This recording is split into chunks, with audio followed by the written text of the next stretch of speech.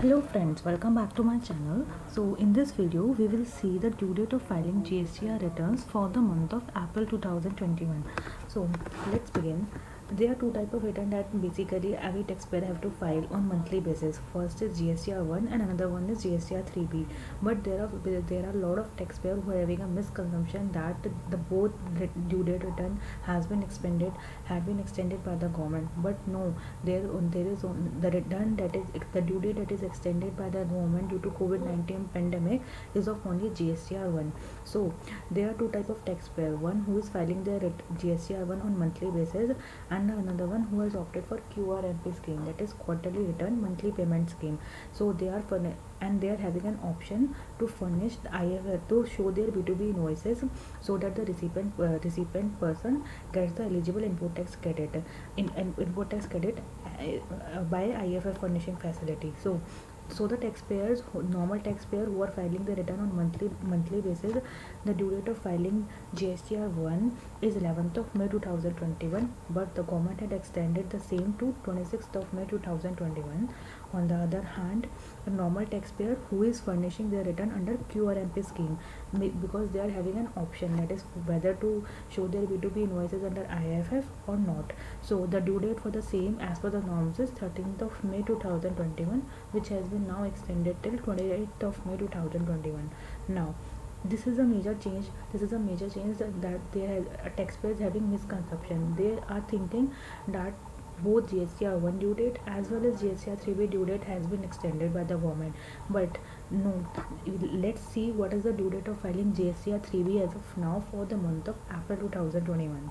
So here is a chart. You can see this chart can be downloaded from gst.gov.in website from the news and updates column. So relaxation to normal taxpayers in filing of monthly return in form GSTR 3B for the month of April 2021. Now there are two type of taxpayer, one who is aggregate turnover is greater than 5 crore and another one who is turnover is up to 5 crore.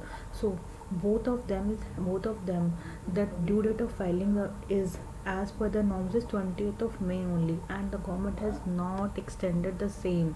The government has only given a waiver of late fees, and that is only up to 31st day. Like there are some taxpayers taxpayers having an aggregate turnover of 5 crore. Their due date of return filing is 20th of May.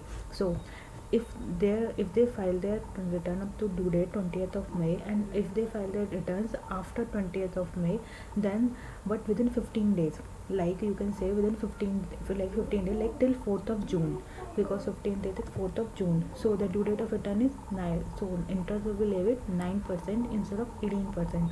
But if after 15 days, the same rate 18%, and from 31st day onwards the same is 18%. So you can now differentiate that the due date of filing GSTR 1 has been extended to some days but not of 3B. So that is a small glimpse because now the taxpayer has to file their GSTR 3B on prior basis as compared to GSTR 1.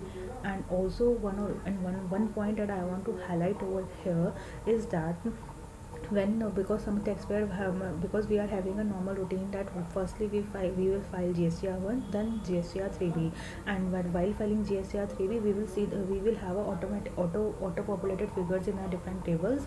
Now if we will file a GSTR 3B on prior basis, so we are not having any auto populated figures, so you have to first type it manually, and you have to make it if you want to avoid interest and late fees, then you have to file your due date for filing GSTR 3B is the same as earlier. They are not extended. The waiver is only given for interest, not of filing of returns. So thank you guys, and if you like the video, please subscribe to my channel and hit the bell icon for all the regular updates.